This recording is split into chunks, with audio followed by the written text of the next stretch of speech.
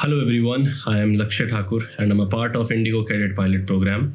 This video is about group discussion, how you should perform in it, whether you should take coaching or not, whether you should know the answer beforehand, or how to approach the group discussion for this examination. In this video, I'm going to share my complete experience through my group discussion process and also what exercises were given to us, what mistakes we made, how the panel tested us, and my entire experience. And one more very interesting thing was that I did not take any coaching, and in my group, among all those 7 people, I was the only one who did not have any prior knowledge about what exercise was about to come, because they already had taken coaching and they had a lot of idea what they were going to experience. So if you're going into a group discussion without coaching or without knowing what to expect, my experience may help you understand what really matters.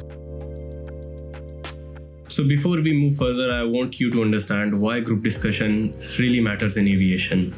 So the really important thing is that in aviation selection process, it really sees that how you would behave in a cockpit and what kind of communication is important. Pilots needs to communicate about the current situation, the task at hand, any problem they notice, and the actions that needs to be taken. If something doesn't look right, a pilot should be confident enough to speak up rather than remaining silent. But communication is not only about speaking the most or speaking the loudest. It is also about listening, sharing relevant information, respecting others' viewpoint, and helping the team making the right decision at the right time. Poor communication, hesitation, or a failure to speak up can allow important information to be missed and may contribute to serious situation. That is why aviation values people who can communicate confidently while remaining calm, respectful, and open to others' perspective. And after going through this group discussion, I realized that exercise was not simply about who can solve a puzzle or who can speak the most. It was much more about how you behave and work as a part of a team. My group discussion experience took place in Chimes Aviation. We started early in the morning and we were divided into various different groups.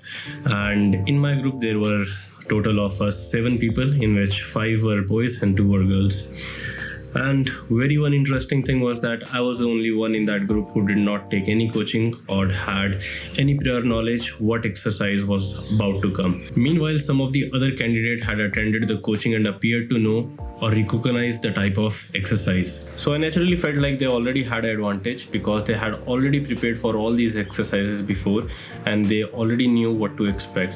So before going into the room, I had really one thing very clear in my mind, that I may not know the problem, I may not be able to solve everything immediately, but I will have the right attitude, I will stay confident, and I will participate. Even if I did not understand the answer at first, I decided that I would keep listening, keep trying, and contribute whenever I could. And that was the approach I carried into the exercise. So when we entered the conference hall, all 7 of us took seats around the round table. I still remember the room very vividly. There was a large projector behind the assessment panel and there were 4 people sitting on the panel.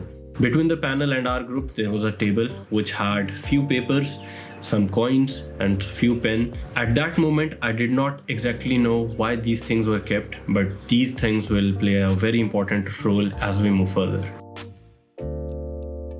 Before the group discussion started, one of the panelists explained what they expected from us. We were expected to be straightforward, respectful, welcoming, and intellectual in our discussion. The idea was not to argue with others or compete to prove who was the smartest. We had to communicate properly, listen to others, and work together.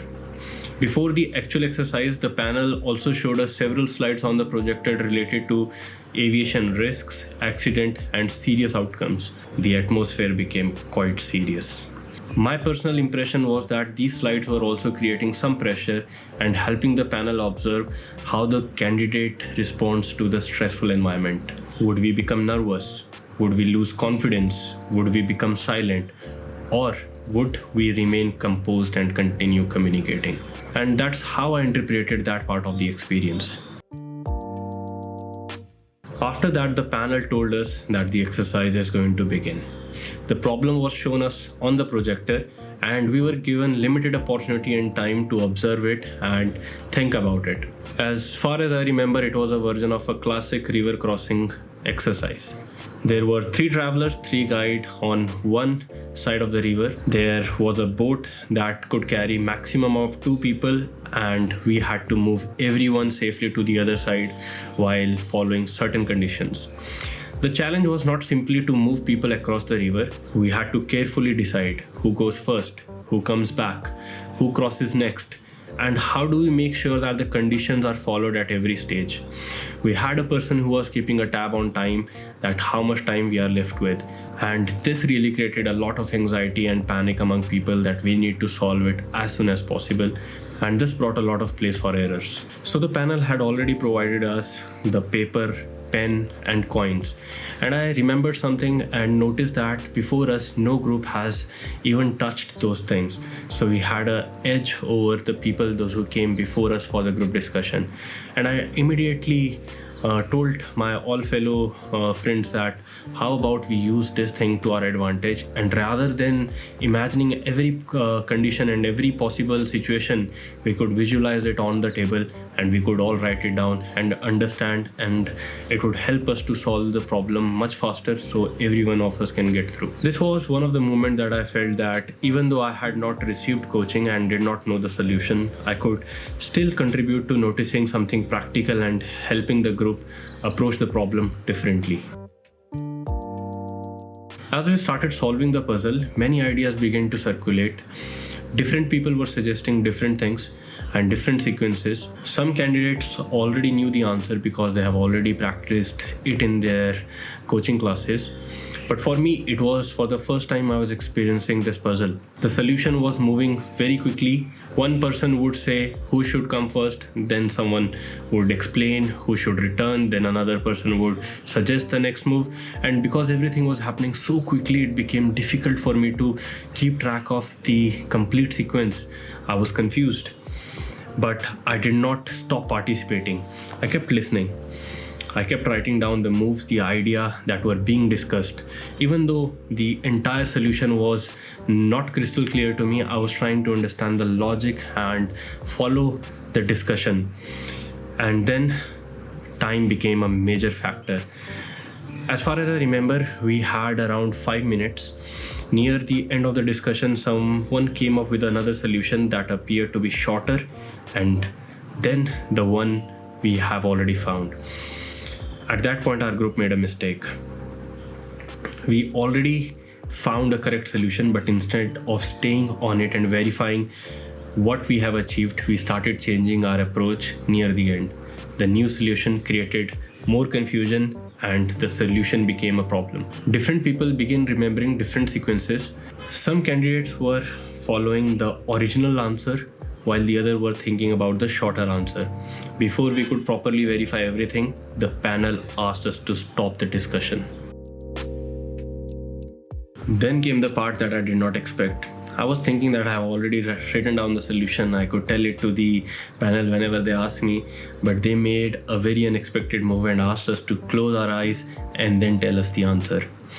Now we could not look at the coins, we could not look at the paper, we could not rely on the visual setup. We had to mentally remember the sequence and explain how the problem could be solved. And something very interesting happened. None of us gave exact answers. The panel then pointed out something very important. They basically made us realize you already solved the problem correctly. So why did you go back and create confusion? And that question stayed with me. Then the panel asked us who is to blame. They went around the group and asked each person individually. Several candidates blamed the person who had introduced the newer and the shorter version of the solution. But I did not think that was completely fair. That person had only suggested another possible answer. He did not force the group to follow it. All of us had the opportunity to question it, verify it, or decide whether we should change our approach. but we collectively moved forward with it. So when it was my turn, I did not blame him. I accepted that I was responsible. I explained that I was a part of the group and that I also participated in the decision-making process. I had not paid enough attention to the possible consequences of changing a verified solution so close to the end of the exercise. So I accepted my own share of responsibility. And this was one of the biggest lessons I took from this group discussion. In team, you should not only share the credits when the things are going well, but you should also share the failure when things don't go as planned. You should also be willing to accept responsibility of your own role when things go wrong. So after this part was completed, the panel moved on with some general question. They asked us question about our background and some other aviation related questions. And they asked us to imagine ourselves in a cockpit. We are having a delayed flight and the passengers come to us and they start complaining about the delayed flight and how would we handle it. And there were many multiple instances and situations they put us in to test what decisions we would take. By the end of the exercise, I realized various things that were important and that is going to really help you in your group discussion. The group discussion was not only about getting the correct answer, it was about teamwork, it was about communication, it was about listening, it was about sharing your thoughts at right time, it was about explaining how you reached conclusion, and it was about understanding how your action affects the entire group. One of the biggest lessons for me was the importance of listening. You may not understand the problem immediately. You may feel lost at the beginning. You may be surrounded by people who seems to know more than you, but that does not mean you should stop participating.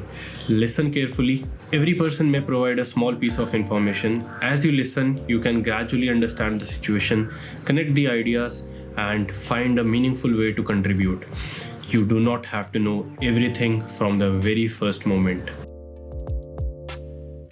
As I have already explained to you that what are the things you should do, there are another sets of things that you should keep in your mind that you should not do. Do not be rude, do not be disrespectful, do not cut another people if they are saying something. Do not interrupt someone simply because you are waiting for your chance to speak, and most importantly, do not speak just because you feel there is a requirement or a compulsion to say something, because you do not want to look like a person who doesn't know what he's talking about. Speak when you have something relevant or valuable to contribute. Your contribution does not have to be long, it does not have to be complicated, but it should make sense. If you keep speaking without adding anything useful, you may appear as if you are only trying to force your participation or fit into the discussion without fully understanding the topic. And you do not need to do that. Strictly avoid it. Something listening carefully, asking a useful question, summarizing what the group had already decided, or suggesting a practical method can be more valuable than speaking continuously. By the end of the group discussion, there was a very important thing happening, and that was our group was the only group in which everyone passed, and there was no one in our group that was dropped off. All 7 of us cleared it. Our discussion was not perfect, and that made the experience even more meaningful for me. We became confused, we changed our answer near the end, we gave all different answers when we were asked immediately, but we still demonstrated participation, teamwork, communication, accountability, and the ability to work together. That is why I believe the group discussion is not simply about finding the right answer. It's about how you behave while trying to find the right answer. So if you're preparing for IndiGo Cadet Pilot Program and you are really worried about your group discussion, these are my few advices for you. Go in with the confidence, but do not try to dominate. Participate, but do not speak without purpose. Share your ideas, but listen to others. Respect different viewpoints. Use the resources available. Do not panic if you do not understand the problem immediately. And if the group makes a mistake, do not immediately look for a person to blame. Understand your own role and take responsibility where appropriate. You do not need to know every answer before entering the room. but you should be willing to listen, learn, communicate, and work with your team. So that was my group discussion experience, and these were few of the lesson and advices I would give it to you if you want to really do well in your group discussion. And if you have any questions, please feel free to comment in the comment section down below. And one more very important thing, that if you want me to make a video on personal interview for the Cadet Pilot Program in depth, do let me know also about that in the comment section. And till the next time, good day, goodbye.